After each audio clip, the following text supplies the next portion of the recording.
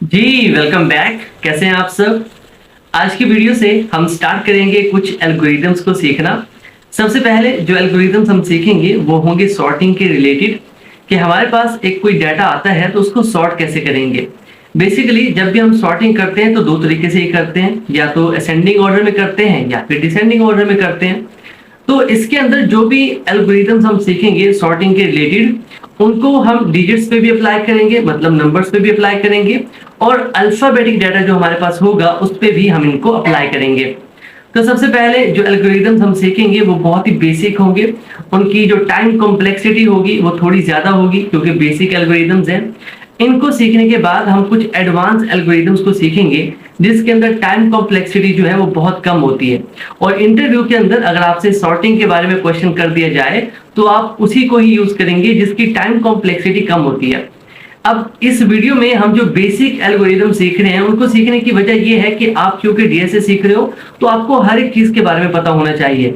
ऐसा नहीं होना चाहिए कि आपसे पूछ लिया जाए कि बबल सॉर्ट क्या होता है, इंसर्शन क्या होता है, तो आप कहो कि ये तो मैंने पढ़ा ही नहीं है। तो ऐसा नहीं होना चाहिए। तो इसलिए इस वीडियो के अंदर हम पढ़ेंगे बहुत ही बेसिक एल्गोरिदम्स। कोड उनका बहुत सिंपल है, बट जो लॉजिक होता है, ठीक है, आप क्योंकि डीएसए कर रहे हो तो आपके लिए सबसे ज्यादा इंपॉर्टेंट ये है कि कोड जो आप लिख रहे हो बैकएंड पे वो वर्क कैसे कर रहा है, कैसे वैल्यूज चेंज हो रही हैं। ठीक है, ये चीज आपके लिए समझना बहुत इंपॉर्टेंट है क्योंकि कोड जो है वो बहुत छोटा सा होता है, आसानी से याद हो जाता है। उसकी फंक्शनैलिटी, उसकी वर्किंग को समझना एज अ डीएसए प्रोग्रामर आपके लिए बहुत जरूरी होता है। तो शुरू करते हैं इस वीडियो को, लेकिन उससे पहले एक हम्बल सी रिक्वेस्ट है आपसे कि अगर आप चैनल पे न्यू है तो चैनल को सब्सक्राइब करो और वीडियो को लाइक करो। तो चलो शुरू करते हैं इस वीडियो को। अब सबसे पहले जो सॉर्टिंग एल्गोरिदम हम सीखेंगे वो है बबल सॉर्ट।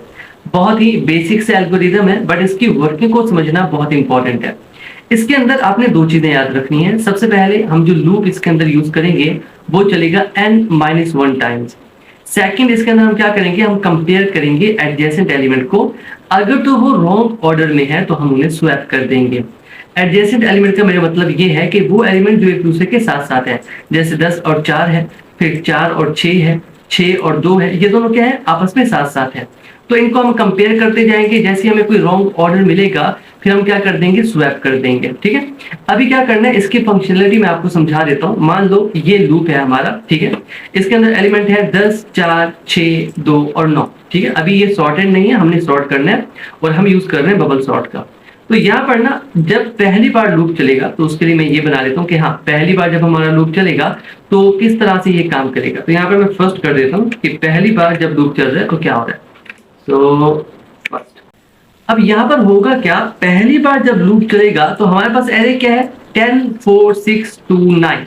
तो सबसे पहले हम कंपेयर करेंगे 10 और 4 को। ठीक है, इन दोनों को जब कंपेयर करेंगे तो ऑर्डर जो है वो सही नहीं है, तो क्या होगा, यहाँ पर हम स्वैप कर देंगे। 4 जो है वो पहले आ जाएगा, यहाँ पर आ जाएगा 4, और 4 की जगह आ जाएगा 10। हमने क्या कर दिया, हमने स्वैप कर दिया। फिर क्या होगा, अब हमारे पास एरे चेंज हो चुकी है। अब हम क्या करेंगे, अब हम कंपेयर करेंगे 10 और 6 को। ठीक है, जैसे हम इनको कंपेयर करेंगे तो हमारे पास क्या होगा, ऑर्डर फिर से चेंज हो जाएगा। कैसे होगा, पहले 4 था, अब 10 और 6 को कंपेयर कर रहे हैं तो 10 की जगह 6 आ जाएगा। ठीक है, क्योंकि ये छोटा एलिमेंट है, और 6 की जगह आ जाएगा 10 क्योंकि ये बड़ा एलिमेंट है। तो हमने क्या कर लिया, एक और स्वैप कर दिया। फिर क्या होगा, दोबारा से लूप चलेगा तो क्या होगा, अब हम कंपेयर करेंगे 10 और 2 को। 2 जो है वो छोटा है 10 से, तो हम क्या करेंगे, दोबारा से स्वैप कर देंगे। 10 की जगह आ जाएगा 2 और 2 की जगह आ जाएगा 10। इस तरह से हमने क्या कर दिया, हमने स्वैप कर दिया। उसके बाद जब दोबारा से हम क्या करेंगे, कंपेयर करेंगे, इसको 10 और 9 को हम कंपेयर करेंगे तो क्या होगा, ऑब्वियसली 10 बड़ा है तो हम क्या करेंगे, 9 पहले आ जाएगा और 10 चला जाएगा आखिर में। बेसिकली बबल सॉर्ट के अंदर टेक्निक ये इस्तेमाल की जाती है कि जो सबसे बड़ा एलिमेंट है उसको आखिर में पुश किया जाता है। अब आप यहाँ पर देखिए, सबसे बड़ा एलिमेंट जो है वो आहिस्ता आहिस्ता करते करते आखिर में पहुंच चुका है। अब क्या होगा, जब दूसरी बार लूप चलेगा तो उसके लिए मैं अलग से पोर्शन बना देता हूँ। ठीक है, और यहाँ पर लिख देते हैं कि जब दूसरी बार लूप चलेगा सेकेंड टाइम तो क्या होगा। तो इसको मैं सेट कर देता हूँ, सेकेंड। ठीक है, तो जब दूसरी बार लूप चलेगा तो अब हमारे पास जो एरे है वो चेंज हो चुकी है, कुछ इस तरह से है। अब सबसे पहले हम कंपेयर करेंगे 4 और 6 को, तो क्या होगा, एरे को चेंज कर देंगे। ठीक है, क्या चेंज करेंगे, नहीं करेंगे भाई, क्योंकि 4 और 6 जो है बिल्कुल ठीक ऑर्डर में है। उसके बाद हम चेक करेंगे 6 और 2 को। 6 और 2 को जब हम कंपेयर करेंगे तो 6 तो बड़ा है ना, तो क्या होगा, जहां पर 6 है वहां पर आ जाएगा 2 और 2 की जगह आ जाएगा 6, क्योंकि हमने कर दिया स्वैप। इतना करने के बाद हम क्या करेंगे, थोड़ा नीचे आ जाएंगे, दोबारा से हम चेक करेंगे 6 और 9 को, ऑर्डर बिल्कुल ठीक है, नहीं छेड़ेंगे। फिर से हम चेक करेंगे, किसको चेक करेंगे, 9 और 10 को, ऑर्डर बिल्कुल ठीक है, इसे नहीं छेड़ेंगे। इतना काम हमारा हो गया। उसके बाद लूप फिर से चलेगा। अब हो सकता है आपके माइंड में आ रहा हो कि ये एरे जो है वो तो सॉर्ट हो चुकी है। क्या ये सॉर्ट हो चुकी है? नहीं, अभी रहती है, क्योंकि 2 को हमने पहले लेके आना है। अब क्या होगा, तीसरे इटरेशन में यहाँ पे मैं सेट कर देता हूँ दैट थर्ड में क्या होगा वो हम यहाँ पर मेंशन करेंगे, ठीक है, थर्ड में। तो अब हमारी एरे ये है, मैं इसे यहाँ से कॉपी करता हूँ, ये हमारी एरे है बेसिकली। अब इसके अंदर क्या होगा, सबसे पहले हम 4 और 2 को कंपेयर करेंगे, तो 4 क्योंकि 2 से बड़ा है तो क्या होगा, वो आगे चले जाएगा, तो यहाँ पर आ जाएगा 2 और 2 की जगह आ जाएगा 4, ठीक है। अब वैसे देखा जाए तो ये सॉर्ट हो चुकी है, बट अभी भी हमने क्या करना है, ये काम चलता रहेगा। फिर यहाँ पर हम क्या करेंगे, 6 और 9 को कंपेयर करेंगे, फिर क्या करेंगे, 9 और 10 को कंपेयर करेंगे, तो इसके इसी तरह से जो कंपैरिजन है वो चलता रहेगा। फिर उसके बाद क्या होगा, एक और बार लूप चलेगा, ठीक है। अब यहाँ पर नो डाउट जो सॉर्टिंग है वो तो कंप्लीट हो चुकी है, बट लूप नहीं रुकेगा, ठीक है। लूप क्यों नहीं रुकेगा, क्योंकि लूप का साइज हमने सेट किया था n-1 टाइम्स, ठीक है। तो इसीलिए लूप जो है वो कितनी बार चलेगा, एरे की लेंथ है 1 2 3 4 5, -1 कर दे तो मतलब 4 दफा चलेगा। तो यहाँ पर चौथी बार भी हमारा लूप जो है वो चलेगा, और क्या होगा, ये एरे हमारे पास आएगी, ठीक है। अब क्योंकि ये सॉर्ट हो चुका है तो जितनी बार भी ये चलेगा तो क्या होगा, कोई स्वैपिंग नहीं होगी, क्योंकि एरे जो है वो ऑलरेडी सॉर्ट हो चुका है। आई होप आप समझ चुके होंगे कि वर्किंग किस तरह से है। हम क्या करेंगे, कंपैरिजन करते जाएंगे और जो लार्जेस्ट एलिमेंट होगा वो लास्ट में पुश करते जाएंगे, ठीक है। अब एक काम करते हैं, इसका कोड इंप्लीमेंटेशन देखते हैं, कुछ बातें हम उसके अंदर करेंगे। तो यहां से हम मूव करते हैं अपने कोड एडिटर में। अब यहाँ पर इसके लिए हम एक न्यू फाइल क्रिएट कर लेते हैं, ठीक है, और फाइल का नाम हम सेट कर देंगे बबल, ओके, क्योंकि हम बबल सॉर्ट कर रहे हैं .java। चलें जी, ये हमारी फाइल है। इस फाइल के अंदर सबसे पहले तो हम एक मेन मेथड क्रिएट कर लेते हैं, public static void main, okay. अब इसके अंदर सबसे पहले तो हमें एक एरे चाहिए, तो इंट टाइप की हमारी एरे होगी, ओके, और इसके अंदर कुछ वैल्यूज हम स्टोर कर देते हैं 10 4 और चेक कर लेते हैं एक बार 10 4 6 2 9, इसी को हम यूज करेंगे 10 4 6 2 9। ये हमारी एरे है, ओके।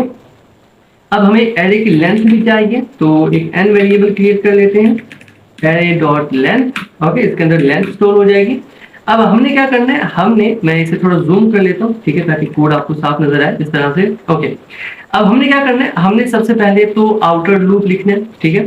तो फॉर लूप का मैं यहाँ पर यूज करूंगा, फॉर इंट जो है आई जो है वो स्टार्ट होगा 0 से, ठीक है, क्योंकि हमने 0 वाले को भी कंपेयर करना है। उसके बाद हम क्या करेंगे, आई जो है वो तब तक इटरेट करेगा जब तक n-1 है। हमने पहला पॉइंट कवर किया था कि हमारा लूप n-1 टाइम्स चलेगा, ठीक है। उसके बाद आई प्लस प्लस होगा हर बार। अब इसके अंदर जो हम इनर लूप लिखेंगे ना वो बहुत इंपॉर्टेंट है, ठीक है, उसको समझिएगा। तो मैं एक और फॉर लूप इसके अंदर लिख देता हूँ, ठीक है। इसके अंदर इंट j होगा हमारे पास, ठीक है, और ये स्टार्ट होगा 0 से ऑब्वियसली।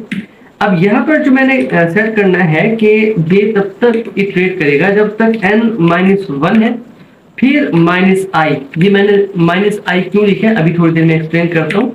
उसके बाद j प्लस प्लस और ये है इसकी बॉडी, ठीक है। अब मैंने यहाँ पर -i क्यों लिखा, बात को समझो। देखो, जब भी हम यहाँ पर आ रहे हैं तो क्या हुआ, पहली बार जब लूप इटरेट हुआ तो आखिरी में जो आखिरी एलिमेंट है हमारा वो लार्जेस्ट है, ठीक है। दूसरी बार जब लूप इटरेट हुआ हमारा तो हमारे जो आखिर वाले 2 एलिमेंट हैं वो सॉर्ट हो चुके थे। तीसरी बार जब लूप इटरेट हुआ तो आखिर वाले 3 जो एलिमेंट हैं वो सॉर्ट हो चुके थे। अब देखो, जब पहली बार लूप इटरेट हुआ तो आखिर वाला एलिमेंट सॉर्ट क्योंकि हो चुका है, तो मुझे दूसरी बार उसको अपने लूप के अंदर कंपेयर करने की जरूरत नहीं है, बात समझ रहे हो। इसी तरह जब दूसरी बार लूप इटरेट होगा तो मेरे पास आखिर में 2 एलिमेंट होंगे जो कि सॉर्ट हो चुके हैं, मुझे फिर से उनको कंपेयर करने की जरूरत नहीं है। अगर मैं फिर से कंपेयर करता हूं तो टाइम कॉम्प्लेक्सिटी और भी बढ़ जाएगी। तो हम क्या कर रहे हैं, हम हर बार आई जो है उसमें से डिक्रीज कर रहे हैं। पहली बार आई जो है वो 0 होगा, कोई इश्यू नहीं होगा। दूसरी बार आई की वैल्यू यहाँ पर क्या होगी, 1 होगी। तो क्या होगा, यहाँ से 1 हम पीछे आ जाएंगे, मतलब एक जो है आखिर वाला उसको हम कंपेयर नहीं करेंगे। दूसरी बार जब लूप चलेगा तो वो 2 हो जाएगा, तो आखिर वाले 2 को कंपेयर नहीं करेंगे। इसी तरह से जितनी बार लूप चलता रहेगा, इनर लूप हमारा, आउटर लूप सॉरी, तो जितनी बार आई की वैल्यू चेंज होती रहेगी उतने एलिमेंट्स हम क्या करते रहेंगे, छोड़ते रहेंगे, क्योंकि वो सॉर्ट हो चुके हैं, उनको कंपेयर करने की जरूरत नहीं है।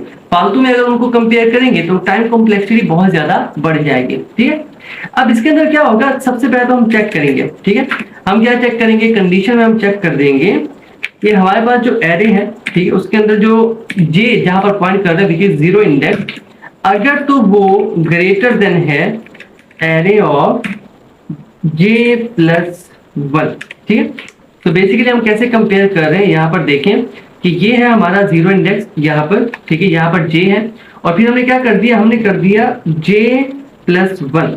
सो j 0 है, प्लस 1 करेंगे तो आंसर हमारे पास 1 आ जाएगा।